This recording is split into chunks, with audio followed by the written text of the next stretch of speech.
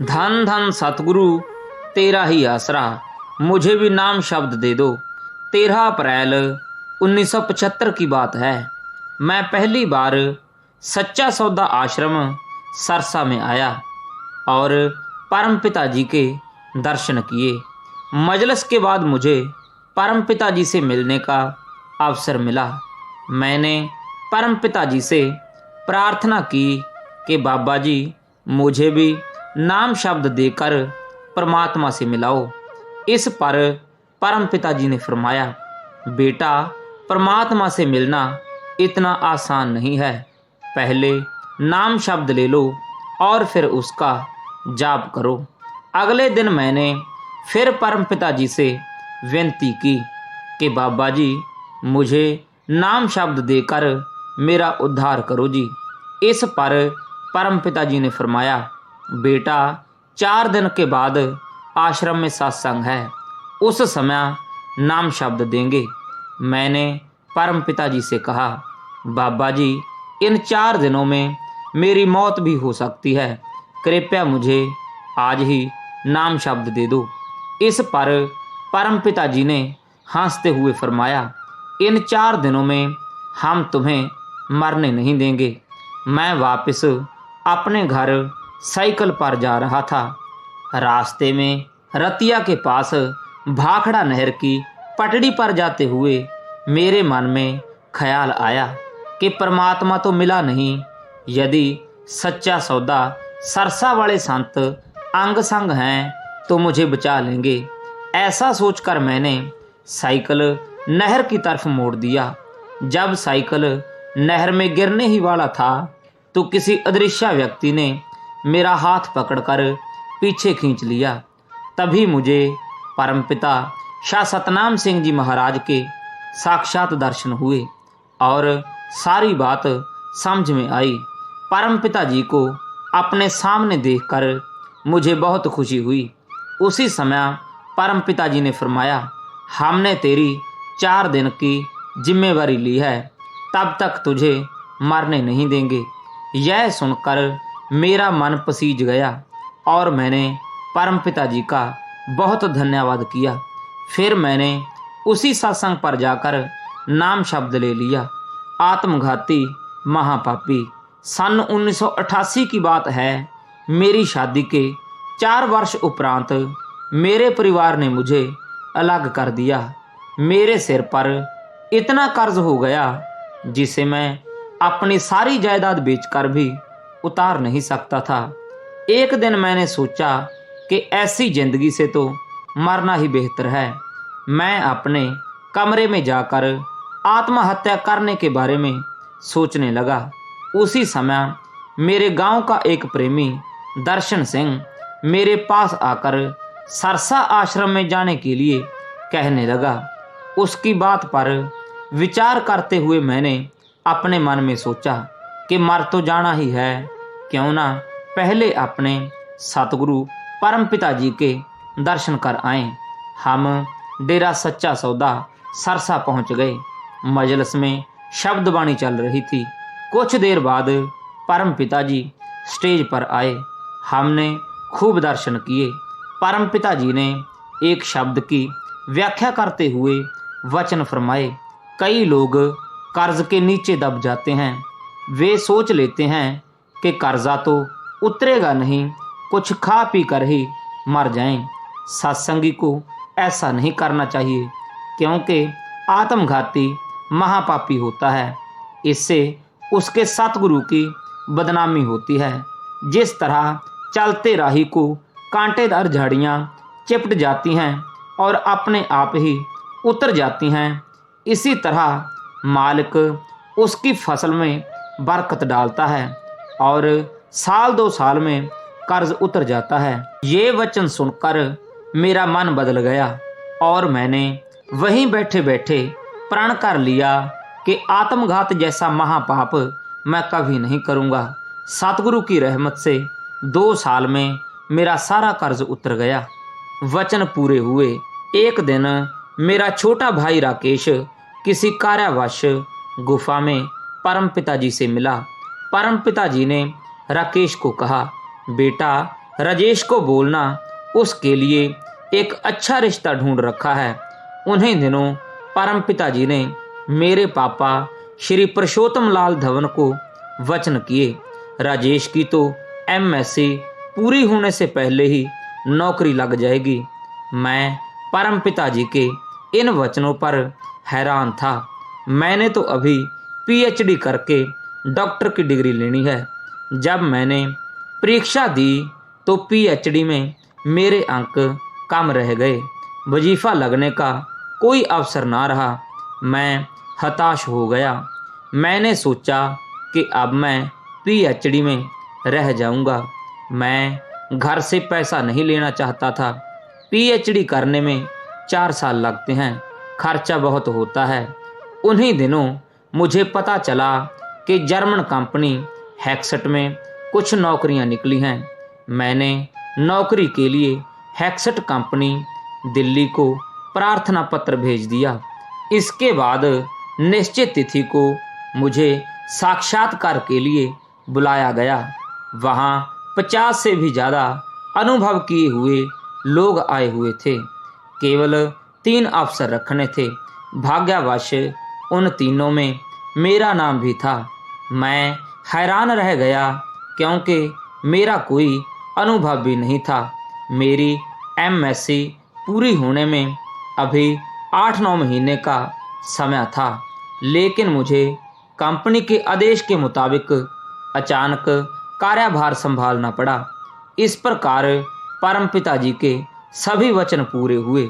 परम पिताजी के वचनानुसार मेरी शादी भी 1 साल बाद हो गई थी। खुशियों के चिराग। मैं अत्यंत दुखी थी क्योंकि मेरे 3 बच्चे एक के बाद एक करके पैदा होते ही मर जाते थे और मायके में मेरे माता पिता जीवित नहीं थे। मैंने परम पिताजी से नाम शब्द लिया हुआ था। दुनिया वाले अक्सर मुझे ताने देते थे कि तुम सच्चा सौदा दरबार में जाती हो तो गुरुजी तुम्हें संतान क्यों नहीं देते। ये ताने सुनकर मैं अपनी किस्मत को कोसती रहती थी, परंतु सतगुरु के प्रति मेरी श्रद्धा अटूट थी। घर परिवार वाले मुझे पाखंडियों के पास जाने को मजबूर करते, लेकिन परम पिताजी की दया मेहर से मैं उनके पास नहीं गई। एक दिन मैंने अत्यंत दुखी मन से परम पिताजी को पत्र के माध्यम से अपना सारा दुख सुनाया। कुछ दिन बाद परम पिताजी ने मुझे अपने पास बुला लिया और वचन फरमाए, बेटा चिंता ना करो, मालिक के नाम का सुमरण करो, मालिक तुम्हें तंदुरुस्त पुत्र देगा। इसके बाद मुझे अपने पवित्र कर कमलों से प्रसाद दिया और मैं खुशी खुशी अपने घर आ गई। सतगुरु के वचनानुसार मैंने सुमरण किया और अब मेरे 3 पुत्र हैं और बिल्कुल तंदुरुस्त हैं। मेरे घर में खुशियों के चिराग जलाकर परम पिताजी ने हमें सब कुछ दिया। हम सच्चे सतगुरु जी का बहुत बहुत धन्यवाद करते हुए ये कहते हैं कि सतगुरु सबकी सुनता है। अपना सामान वापस ले लो। यह बात सन 1976 की है। परम पिताजी ने गांव कुद्दा जिला भटिंडा में सत्संग फरमाया। सत्संग पंडाल की व्यवस्था के लिए सेवादारों ने एक सत्संगी दुकानदार से बांस के डंडे, रस्से आदि यह कहकर ले लिए कि हम आपको सत्संग के बाद सारा सामान वापस दे देंगे।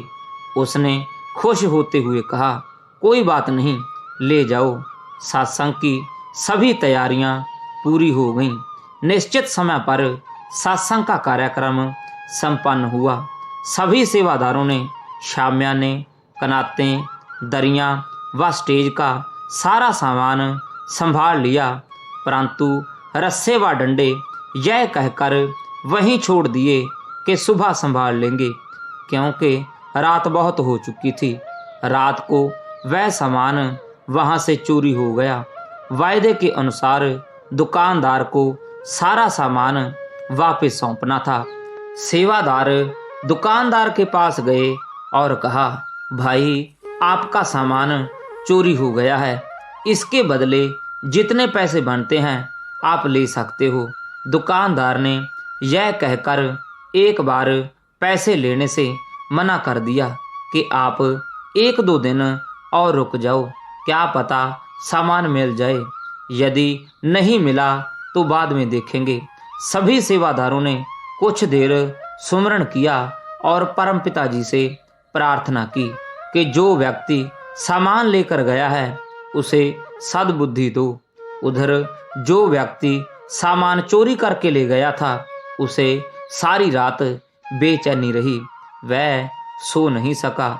उसने सोचा कि ये संत महात्मा तो सत्संगों द्वारा लोगों की बुराइयों के बारे में समझाते रहते हैं, हालांकि उनका कोई निजी स्वार्थ नहीं होता, परंतु मैंने यह सामान चोरी करके बहुत बुरा किया है।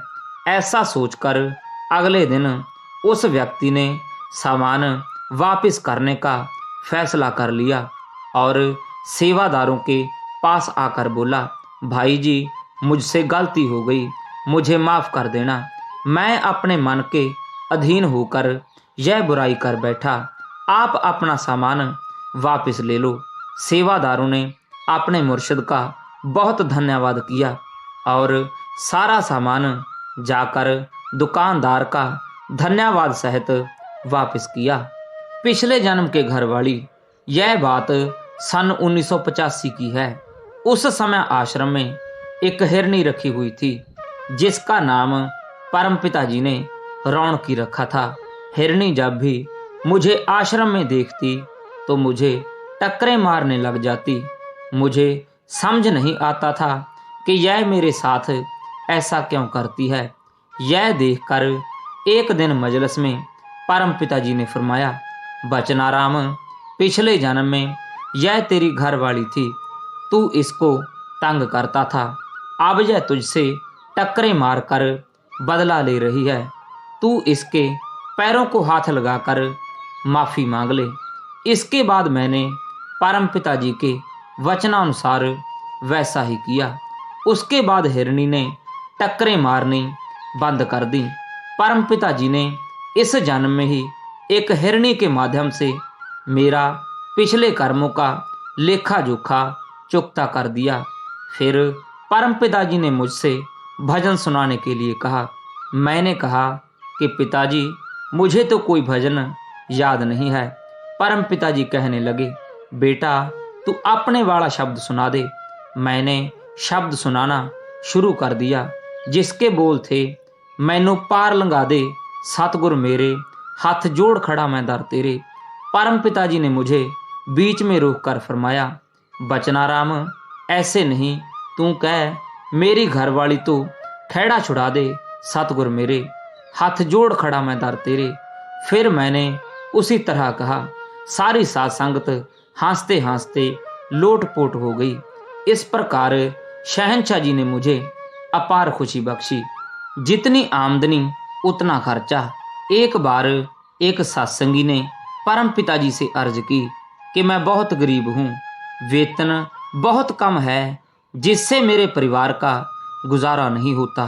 परमपिता जी ने उसकी बात बड़े प्यार से सुनी और प्रेम पूर्वक उसे समझाते हुए फरमाया, बेटा जितनी आमदनी है उसके हिसाब से खर्च करना चाहिए। अगर चाहें तो सारे परिवार को एक आलू के साथ भी खाना खिलाया जा सकता है। आलू को पानी में उबाल लो, फिर पानी डालकर नमक मिर्च डाल लो, इससे आलू पानी में घुल जाएगा और तरी वाली सब्जी बन जाएगी। इससे आलू का स्वाद भी आएगा और सारा परिवार इस सब्जी से रोटी भी खा सकेगा। दूसरी तरफ यदि 1 किलो आलू बिना तरी के बनाओगे तो एक आदमी ही वे 1 किलो आलू खा जाएगा। वह सत्संगी परमपिता जी के इन वचनों को सुनकर बहुत खुश हुआ। इस प्रकार परमपिता जी ने अपनी आमदनी के हिसाब से खर्च करना सिखाया। शिक्षा रौनकी से यह बात 22 जुलाई 1988 की है।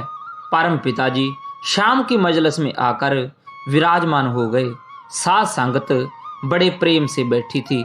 आश्रम में रहने वाली हिरनी, जिसका नाम रौनकी था, वह प्रेमियों के आगे बैठी थी। एक भाई दर्शन करने के लिए बाहर से आया। जब उसने परमपिता जी के नजदीक जाकर सजदा किया तो परमपिता जी ने बड़े प्यार से आशीर्वाद दिया और फरमाया, बेटा आगे ही बैठ जा। जब उसने देखा कि आगे जगह नहीं है तो वह पीछे जाने लगा। यह देखकर वह हिरनी उठकर पीछे चली गई। परमपिता जी ने फरमाया, बेटा यहीं बैठ जा, रौनकी ने तेरे लिए ही तो जगह छोड़ी है। इसने देखा कि इस प्रेमी के लिए जगह नहीं है तो उठकर पीछे चली गई। सारी साध संगत को इस रौनकी से शिक्षा लेनी चाहिए। आप जैसा इंसान था। एक बार बरनावा आश्रम में सत्संग के दौरान परम पिताजी स्टेज पर विराजमान थे। एक कुत्ता भागकर पंडाल में आ गया। कुछ सेवादार कुत्ते को बाहर निकालने की कोशिश कर रहे थे। प्यारे शहंशाह जी ने यह देखकर उन सेवादारों से कहा, बेटा इस कुत्ते को घूमने दो, आपका क्या लेता है, इसको भी अपना कर्म बना लेने दो, यह भी कभी आप जैसा इंसान था। यह सुनकर सारे सेवादार हट गए और परमपिता जी से माफ़ी मांगने लगे। इस प्रकार परमपिता जी ने इंसानों के साथ साथ जानवरों व अन्य जीवों पर भी रहमत की। कीड़ों का प्रस्थान। सन 1966 में परमपिता जी गांव जज्जड़ पंजाब में सत्संग करने जा रहे थे। यात्रा के दौरान गांव तंगराली में माता करतार कौर के घर अपने चरण कमल टिकाने के लिए रुक गए। गांव की काफ़ी साध संगत वहां इकट्ठी हो गई। परम पिताजी सारी साध संगत से हाल चाल पूछने लगे। माता करतार कौर ने अर्ज की कि पिताजी, हमारे घर में कीड़ों का एक बहुत बड़ा भौण है। ये कीड़े हमें बहुत तंग करते हैं, इनसे हमारा पीछा छुड़वाओ जी। इन पर परम पिताजी फरमाने लगे कि बेटा यह भी कोई बड़ी बात है, आप एक कीड़ा उठाकर बाहर दूर छोड़ आओ, सारे कीड़े वहीं चले जाएंगे। परम पिताजी के प्रस्थान के बाद उन्होंने एक कीड़ा उठाकर बाहर दूर छोड़ दिया और फिर कीड़ों ने वहीं अपना सारा भौण बना लिया। उसके बाद आज तक कीड़ों ने हमारे घर में अपना बिल नहीं बनाया। किसकी गुड्डी। एक बार मैं मजलिस में आगे बैठकर दर्शन करना चाहती थी, परंतु एक सेवादार बहन ने मुझे आगे जाने से रोक दिया। मेरा दिल उदास हो गया। मैंने अपनी बेटी रजनी को कहा कि तू यहीं पर बैठ जा, मैं पीछे जाकर बैठ जाती हूँ। मैं पीछे जाकर बैठ गई तथा बहुत रोई। परम पिताजी स्टेज पर आ गए। मेरी बेटी की तरफ इशारा करके परम पिताजी कहने लगे, बेटा तू किसकी गुड्डी है। उसने कहा कि पिताजी मैं आपकी गुड्डी हूँ। परम पिताजी ने फिर पूछा, तेरी मम्मी का क्या नाम है बेटा। उसने कहा कि पिताजी अलका। परम पिताजी ने फिर फरमाया, गुड्डी कितनी सियाणी है और अलका देखो कितनी दूर जाकर बैठी है। परम पिताजी के नूरी मुख से यह सुनकर मैं गदगद हो उठी। मैं हैरान थी कि परम पिताजी ने मुझे याद किया। मेरी आंखों से प्यार के आंसू छलक पड़े। इस प्रकार मुझे पूर्ण विश्वास हो गया कि मालिक तो हमेशा अंग संग रहता है। धन धन सतगुरु तेरा ही आसरा।